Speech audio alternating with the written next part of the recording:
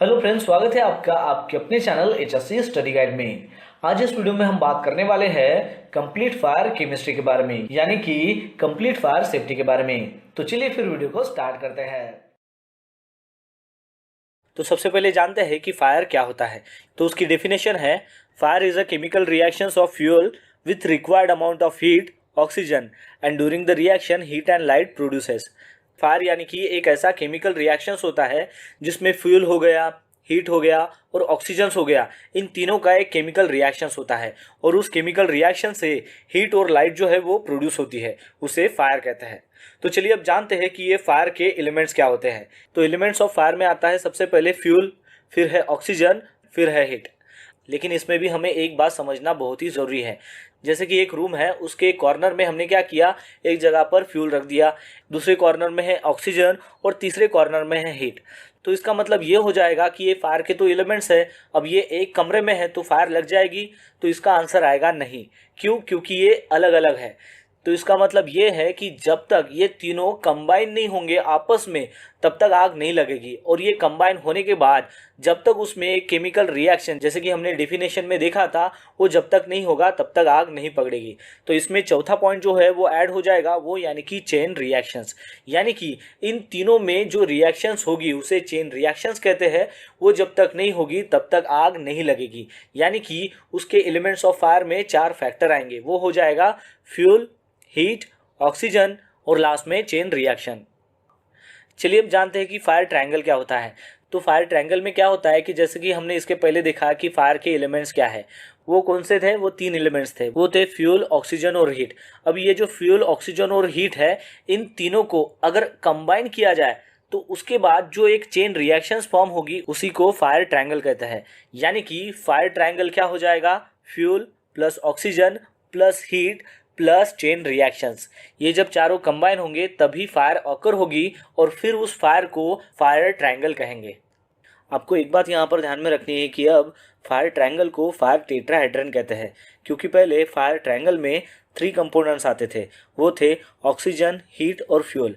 लेकिन अब जब से ये चौथा कंपोनेंट्स ऐड हुआ, यानी कि जो चेन रिएक्शन हमने इसमें देखा है, तो जब से ये ऐड हुआ है तब से इसका नाम फायर टेट्राहेड्रन हो गया है। यानी कि फायर ट्रायंगल में 3 कंपोनेंट्स होते हैं और फायर टेट्राहेड्रन में 4 कंपोनेंट्स होते हैं। आपको और एक बात यहाँ पर ध्यान में रखनी है कि ये जो फायर ट्रायंगल्स के एलिमेंट्स है, इसमें से अगर एक भी एलिमेंट्स वहाँ पर नहीं रहेगा तो ये फायर ऑकर नहीं होगी।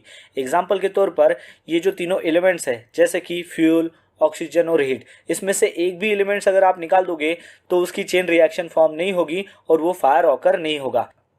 तो सबसे पहले जानते हैं, according to Indian standard IS 15683 2018 के अनुसार क्लासिफिकेशन ऑफ फायर क्या है। तो इसमें क्लास ए फायर है ordinary solid combustible material fire, यानी कि सॉलिड को लगने वाली जो भी फायर है वो इस कैटेगरी में आती है। एग्जांपल के तौर पर वुड हो, पेपर हो, एक्सेट्रा। फिर उसके बाद है क्लास बी फायर, जिसमें आता है फ्लैमेबल लिक्विड फायर, यानी कि जो भी फ्लैमेबल लिक्विड हो या फिर कंबस्टेबल लिक्विड हो वो इस कैटेगरी में आता है। एग्जाम्पल के तौर पर डीजल हो, पेट्रोल हो, एक्सेट्रा। फिर उसके बाद क्लास सी है, वो है फ्लैमेबल गैस फायर, जिसमें कंबस्टेबल गैस हो या फिर फ्लैमेबल वेपर हो, उसको लगने वाली जो फायर है वो क्लास सी फायर कहलाती है। एग्जाम्पल के तौर पर हाइड्रोजन गैस हो, एसिटिलीन गैस हो, एक्सेट्रा। फिर उसके बाद क्लास डी फायर है, वो है कंबस्टेबल मेटल फायर, यानी कि कंबस्टेबल मेटल की जो भी फायर है वो इस कैटेगरी में आती है। एग्जाम्पल के तौर पर सोडियम हो, पोटेशियम हो, मैग्नीशियम हो, एक्सेट्रा। और फिर उसके बाद क्लास एफ है, वो है किचन फायर, जिसे कुकिंग ऑयल फायर भी कहा जाता है। एग्जाम्पल के तौर पर वेजिटेबल ऑयल्स हो या फिर फैट्स हो। तो इस प्रकार जो है according to Indian standard total 5 classification होते हैं फायर के, जिसमें class A, class B, class C, class D और क्लास एफ आते हैं। चलिए अब जानते हैं कि according to British standard classification of fire क्या है। तो इसमें क्लास ए है ordinary solid material fire, example के तौर पर वुड हो, पेपर हो, एक्सेट्रा। क्लास बी है फ्लैमेबल लिक्विड फायर, जैसे कि एग्जाम्पल है diesel, petrol, etcetera. Class C है फ्लैमेबल गैस फायर, एग्जाम्पल है hydrogen gas, acetylene gas, etcetera. Class D fire है combustible metal fire, example sodium, potassium, magnesium, etcetera. और class F fire है cooking appliances यानी कि fats, जिसे kitchen fire भी कहा जाता है। एग्जाम्पल के तौर पर वेजिटेबल ऑयल्स एंड फैट्स।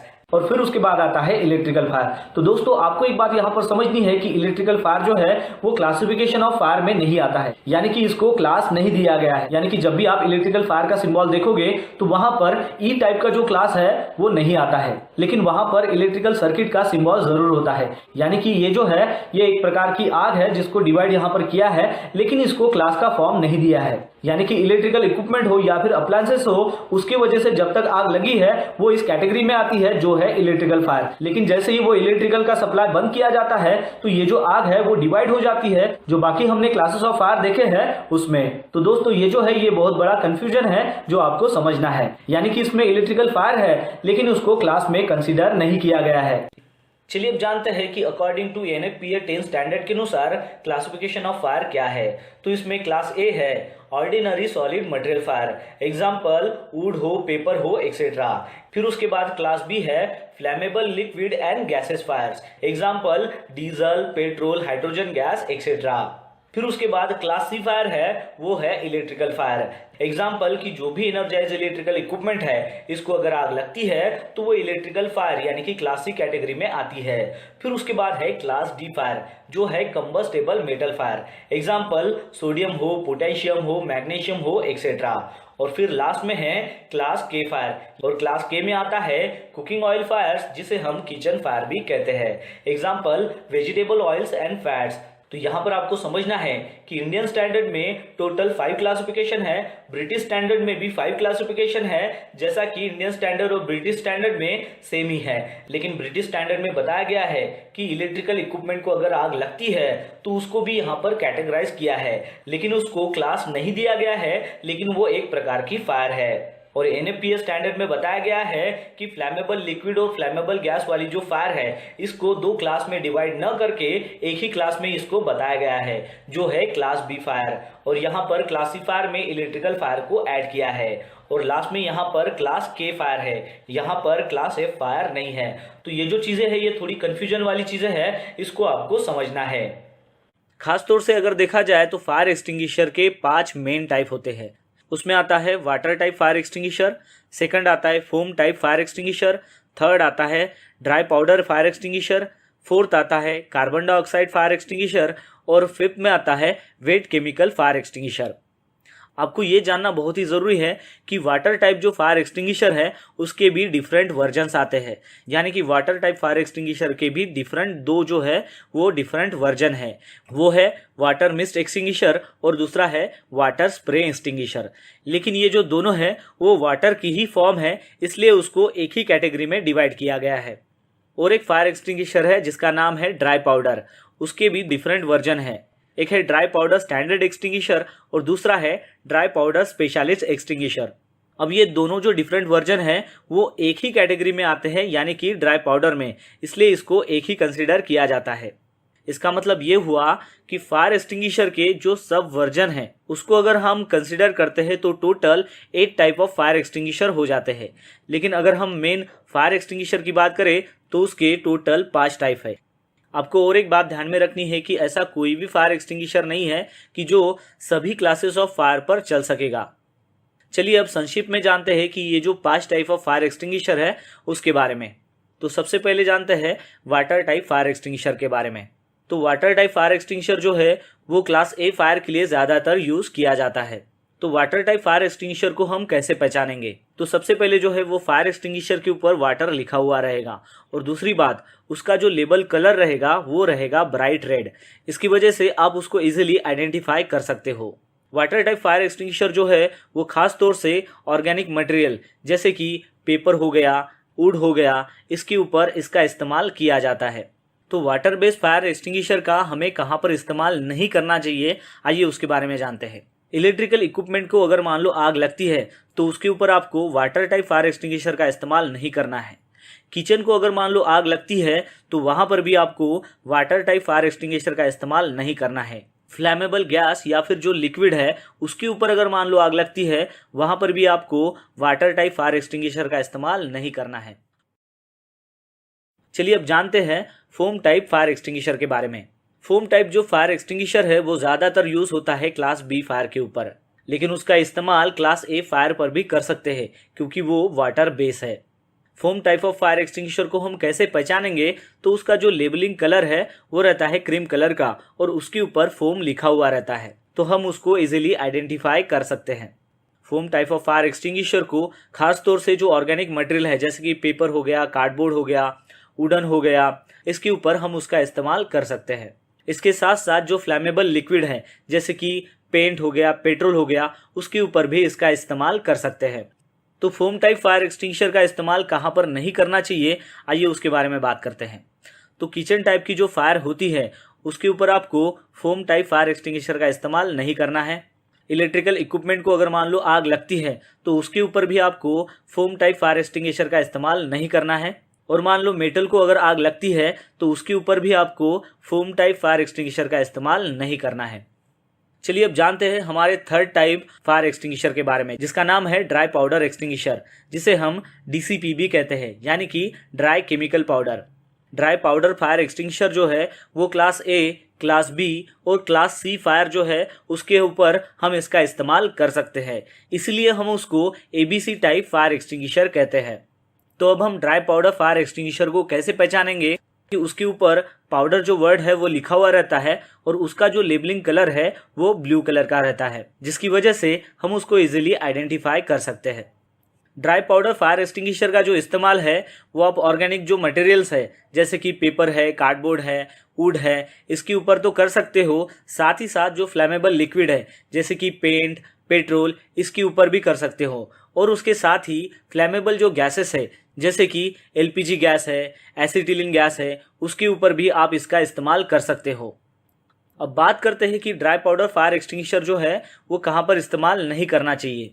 तो जो कुकिंग ऑयल है उसके ऊपर अगर मान लो आग लगती है तो वहाँ पर आपको ड्राई पाउडर एक्सटिंग्विशर का इस्तेमाल नहीं करना है।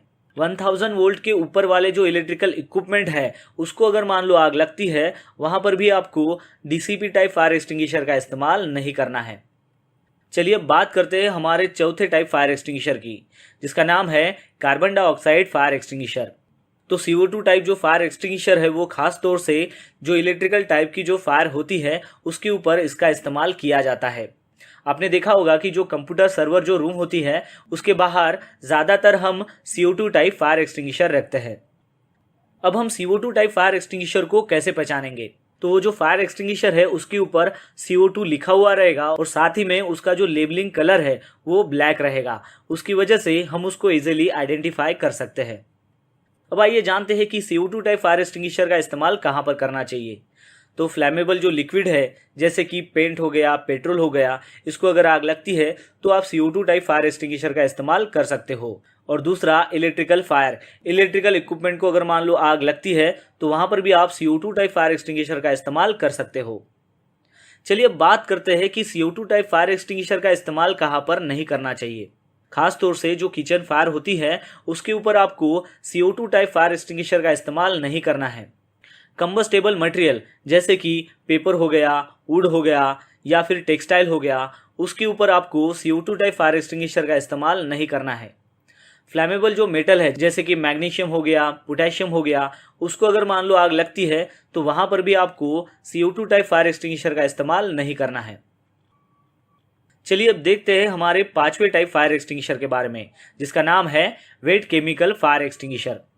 वेट केमिकल फायर एक्सटिंग्विशर को क्लास F फायर के लिए डिज़ाइन किया गया है, जिसमें कुकिंग ऑयल्स और फैट्स इन्वॉल्व होते हैं। उसको अगर मान लो आग लगती है तब वहाँ पर वेट केमिकल फायर एक्सटिंग्विशर का इस्तेमाल किया जाता है। तो अब ये वेट केमिकल फायर एक्सटिंग्विशर है उसको हम पहचानेंगे कैसे, तो उस फायर एक्सटिंग्विशर के ऊपर वेट केमिकल लिखा हुआ रहेगा और साथ ही में उसका जो लेबलिंग कलर है वो येलो रहेगा, उसकी वजह से हम उसको इजीली आइडेंटिफाई कर सकते हैं। अब इस वेट केमिकल फायर एक्सटिंग्विशर का इस्तेमाल कहाँ पर किया जाता है, जैसे कि कुकिंग ऑयल और फैट को आग लगती है तो उसके ऊपर हमें इसका इस्तेमाल कर सकते हैं। आइए अब देखते हैं कि वेट केमिकल फायर एक्सटिंग्विशर का इस्तेमाल हमें कहाँ पर नहीं करना चाहिए। जैसे कि फ्लैमेबल लिक्विड और फ्लैमेबल गैस जो फायर होती है उसके ऊपर हमें वेट केमिकल फायर एक्सटिंग्विशर का इस्तेमाल नहीं करना है। इलेक्ट्रिकल इक्विपमेंट के ऊपर अगर मान लो आग लगती है तो वहाँ पर भी हमें वेट केमिकल फायर एक्सटिंग्विशर का इस्तेमाल नहीं करना है। और साथ ही में जो फ्लैमेबल मेटल्स है उसके ऊपर भी हमें वेट केमिकल फायर एक्सटिंग्विशर का इस्तेमाल नहीं करना है। ठीक इसको ही हम एक चार्ट की मदद से भी समझ सकते हैं, जैसा कि आप इमेज में देख पा रहे हो। तो एक साइड में यहाँ पर एक्सटिंग्विशर के टाइप है, दूसरे साइड में जो है यहाँ पर फायर के टाइप है। तो एक्सटिंग्विशर के टाइप में जैसे कि वाटर है, फोम है, ड्राई पाउडर है, CO2 है और वेट केमिकल है, ये जो है ये एक्सटिंग्विशर के टाइप है। तो यहाँ पर जो भी फायर एक्सटिंग्विशर जिस क्लास के ऊपर हम इस्तेमाल कर सकते हैं तो उसके ऊपर राइट क्लिक है, और जहां पर वो जो फायर एक्सटिंग्विशर है उस क्लास के ऊपर अगर हम इस्तेमाल नहीं कर सकते हैं तो उसके ऊपर क्रॉस है। तो इसकी मदद से भी जो है आप अच्छे से यहाँ पर समझ सकते हो कि कौन सा फायर एक्सटिंग्विशर जो है वो कौन से फायर की क्लास के ऊपर जो है हम चला सकते हैं, इस्तेमाल कर सकते हैं। फायर एक्सटिंग्विशिंग मेथड्स यानी कि आग कैसे बुझाई जाती है, उसके क्या मेथड्स होते हैं वो हम यहाँ पर देखने वाले हैं। तो टोटल हम यहाँ पर 4 मेथड्स देखने वाले हैं। उसमें सबसे पहला है कूलिंग, सेकंड है स्टारवेशन, थर्ड है स्मूथरिंग और फोर्थ है चेन ब्रेकिंग रिएक्शन। तो चलिए अब हम इसको डिटेल में जानते हैं और समझते हैं कि इनका क्या मतलब होता है। तो दोस्तों आपको ये पता होना चाहिए कि कोई भी आग लगने के लिए 3 चीज़ें बहुत ही ज़रूरी होती है। उसमें हीट, फ्यूल और ऑक्सीजन, ये जब तीनों चीज़ें मिलेगी तभी आग लगेगी। और इसमें से अगर एक भी चीज़ अगर हमने निकाल दिया तो आग नहीं लगेगी। तो उसी मेथड को हम यहाँ पर अभी अप्लाई करने वाले हैं। तो सबसे पहली मेथड है कूलिंग मेथड। इसमें हम क्या करते हैं कि जो फायर का जो सीन होता है उसमें से हम हीट को रिमूव करते हैं, उसे कूलिंग मेथड कहते हैं। और इस हीट को हम रिमूव करने के लिए बाय यूजिंग वाटर जो है वो इस्तेमाल कर सकते हैं, या फिर फोम टाइप जो फायर एक्सटिंग्विशर है उसका भी हम इस्तेमाल कर सकते हैं। फिर उसके बाद है स्टारवेशन मेथड। इसमें क्या होता है कि जो फायर का जो सीन होता है उसमें से हम फ्यूल को रिमूव करते हैं, उसी को स्टारवेशन मेथड कहते हैं। और ये फ्यूल को हम कैसे रिमूव कर सकते हैं, तो जो भी फ्यूल का सप्लाई है उसको हम कट करके इस फ्यूल को रिमूव कर सकते हैं। फिर उसके बाद है स्मूथरिंग मेथड। इसमें हम क्या करते हैं कि जो फायर का सीन होता है उसमें से हम ऑक्सीजन को रिमूव करते हैं, उसी मेथड को स्मूथरिंग मेथड कहते हैं। और इस ऑक्सीजन को हम कैसे रिमूव कर सकते हैं, तो उसके लिए हम CO2 फायर एक्सटिंग्विशर या फिर DCV फायर एक्सटिंग्विशर का इस्तेमाल करके हम ऑक्सीजन को रिमूव कर सकते हैं। और फिर उसके बाद हमारी मेथड है चेन ब्रेकिंग रिएक्शन। इसमें हम क्या करते हैं कि जो फायर की जो चेन होती है उस चेन को हम DCV फायर एक्सटिंग्विशर का इस्तेमाल करके भी तोड़ सकते हैं, या फिर ब्लैंकेटिंग का इस्तेमाल करके भी उस चेन रिएक्शन को तोड़ सकते हैं। इस चेन रिएक्शन में क्या होता है कि किसी एजेंट को हमें अप्लाई करना पड़ता है उस केमिकल चेन रिएक्शन के ऊपर, ताकि वो जो जलने वाली जो प्रोडक्ट्स है उसमें ब्रेकडाउन कर सके। और ये जो ब्रेकडाउन है ये हीट या फिर ऑक्सीडाइजेशन के जरिए होता है। तो ये जो चारों मेथड है इसमें से अगर हमने किसी एक को भी अगर इंटरफेयर कर लिया, यानी कि किसी एक को भी अगर रिमूव कर लिया, तो हम फायर को बढ़ने से रोक सकते हैं। तो दोस्तों आशा करता हूँ कि आपको इस वीडियो के माध्यम से पता चल गया होगा कंप्लीट फायर केमिस्ट्री के बारे में, यानी कि कंप्लीट फायर सेफ्टी के बारे में। तो बस आज के लिए इतना ही, मिलता है नेक्स्ट वीडियो में एक नए टॉपिक के साथ में। तब तक के लिए टेक केयर, बाय बाय।